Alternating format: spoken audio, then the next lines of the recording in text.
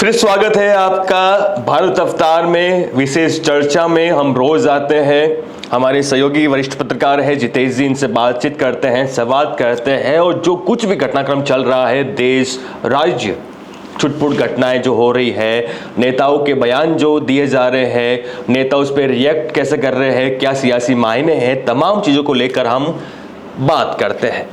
तो सर, एक बड़े मुद्दे से हम बातचीत करना शुरू करते हैं। संघ का मुद्दा, चुनाव के नतीजे आते हैं। 10 तारीख को जो आरएसएस प्रमुख मोहन भागवत जी है वो एक बयान देते हैं। बयान क्या देते हैं, मैं कोट करता हूँ, आपको बताता हूँ, उस पर आपकी टिप्पणी मैं जानना चाहूँगा कि क्या मतलब है, क्या उसका तात्पर्य है। क्योंकि लगातार संघ और बीजेपी के अंदर छुटपुट ऐसी बयानबाजी थोड़ी शुरू हो चुकी है। तो आप तो वरिष्ठ पत्रकार हो, आपको अच्छे से आइडिया होगा। 10 जून को संघ प्रमुख मोहन भागवत ने नागपुर में चुनाव परिणाम की अपनी निजी विचार रखे। किसी का नाम नहीं लिया, लेकिन इशारे में अहंकार को बीजेपी के प्रदर्शन से जोड़ा। देखिए, मैं आपको हमारे दर्शकों को भी जानकारी दे देता हूं। और जो देश भर में चर्चा चल रही है कि संघ और बीजेपी में आपसी लड़ाई है, बिल्कुल गलत तरह की चर्चा है। पहली बात, डॉक्टर मोहन भागवत जो आरएसएस के सर संघ चालक है, जिसे मीडिया में पत्रकार आरएसएस प्रमुख के तौर पर लिखते हैं और बोलते हैं। पहले बैकग्राउंड में जाना पड़ेगा इसको समझने के लिए कि संघ क्या संगठन है, संघ के बीजेपी से क्या रिश्ते हैं और संघ है क्या। बेसिकली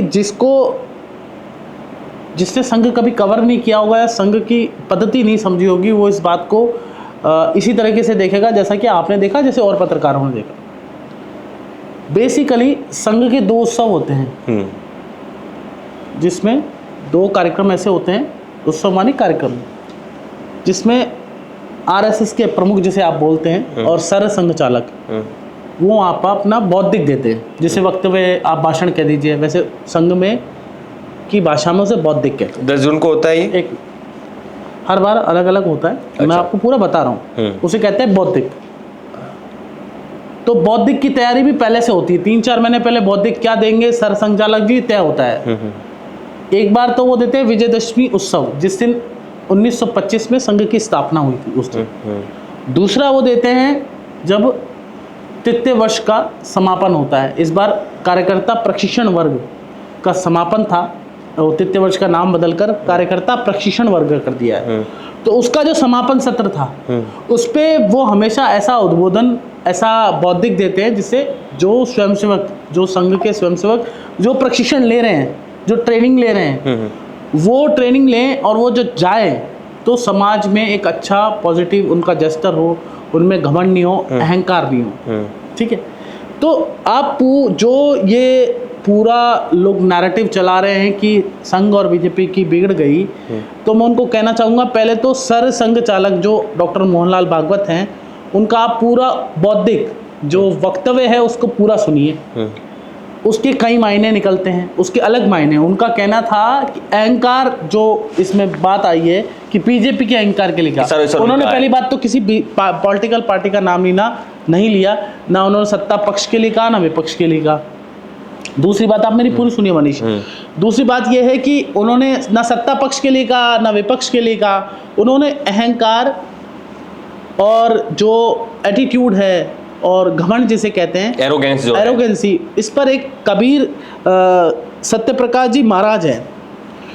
उन्होंने बताया कि सत्यप्रकाश जी महाराज हमको कबीर के एक वचन से बताया करते थे। इसका उदाहरण देते हुए उन्होंने कहा कि आपको घमंड नहीं करना चाहिए।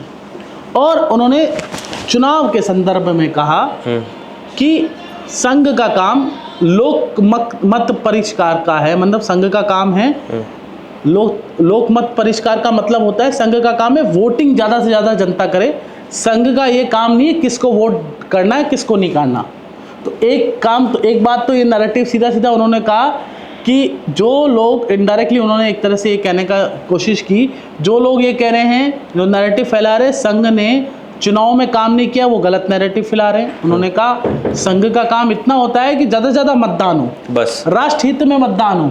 संघ का ये काम नहीं होता कि किसको वोट करें। बीजेपी के नेताओं का झुकाव नहीं होता। देखिए आप गलत वे में ले जा रहे हैं। और ये तरफ बीजेपी के नेता तो स्वयं संघ, एक बार बताइए, एक बरगद का पेड़ है, समझिए, संघ को समझने की जरूरत है। समझिए एक बरगद का पेड़ है और बरगद की पेड़ की बहुत सारी टहनियाँ हैं, बहुत सारी शाखाएं हैं, और हर शाखा का अलग अलग काम होता है। जैसे बरगद के पेड़ की अलग अलग टहनियाँ हैं, हर टहनी ऐसे ही वट वृक्ष है, एक बहुत बड़ा वृक्ष है, जैसे शाखाएं होती है, जड़ें काफी गहरी होती है, उसकी जड़ें काफी। ऐसे एक शाखा संघ का आइडियोलॉजिकल पॉलिटिकल संगठन भारतीय जनता पार्टी है।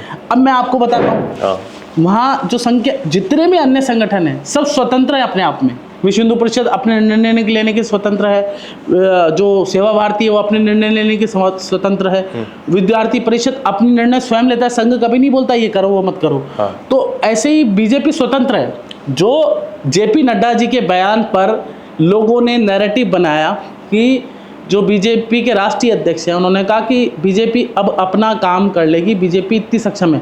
कहने का मतलब उनका ये था कि बीजेपी अपने आप में इतनी सक्षम हो चुकी है कि बीजेपी अपना काम कर लेगी। उन्होंने ये थोड़ी कहा संघ की हमको जरूरत नहीं है। उन्होंने बताया संघ और बीजेपी अलग अलग है। उन्होंने गलत नहीं कहा, ये नैरेटिव गलत फैला गया। आपने कहा कि सरसंघ चालक मोहन भागवत जी ने इशारों में कहा, नाम किसी का नहीं लिया, ना पार्टी का लिया, इशारों किसी व्यक्ति का, नेता का लिया। इशारों हमारे दर्शकों को समझाने की कोशिश करूंगा, और तमाम जो लोग नैरेटिव फैला रहे हैं देश में संघ और बीजेपी अलग अलग है, ऐसा कुछ नहीं है। कुछ एक लॉबी है जो नैरेटिव फैला रही है, ठीक है, एक और, जबकि ऐसा कुछ नहीं। मैं आपको बता दूं जी, अगर उनको कहना होता तो वो दिल्ली में बैठ करके बात करके आपस में बात करके भी तो कह सकते थे। मान लीजिए सरसंघ चालक, इतनी बड़ी जिम्मेदारी है उनके पास, क्या प्रधानमंत्री जी को वो अपने पास बुला के या प्रधानमंत्री जी के पास जाके क्या ये मिलते नहीं है? इनका संवाद होता है, बातचीत होती है, बाकायदा संघ में सरकारवां है, वो उनको बीजेपी की जिम्मेदारी दी होती है, राष्ट्रीय संगठन मंत्री है बीजेपी के। तो सब संघ के प्रचारक ही तो हैं, आपस में बात करके बात कर सकते थे सार्वजनिक मंच से। और वो भी कार्यकर्ता प्रशिक्षण शिविर में इस तरह का बयान क्यों देंगे?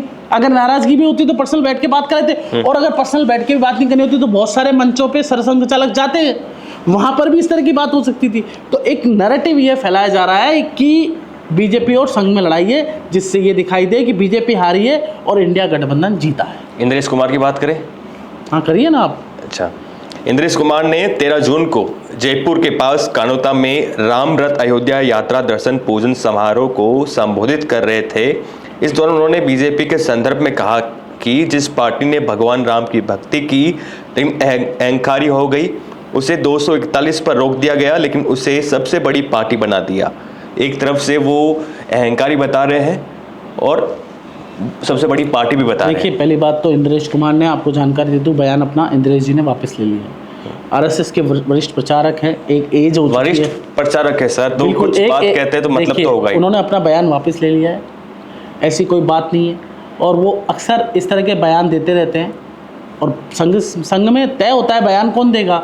ऐसे तो कोई भी स्वयंसेवक उठ के बयान दे देगा तो मीडिया बोल देगी कि संघ का बयान हो गया, संघ और बीजेपी अलग अलग हो गए। ऐसा नहीं होता, और वो कई बार बयान देते रहते हैं, उनके बयान कई बार इस तरह सुर्खियों में आए, फिर बैक भी लेते हैं।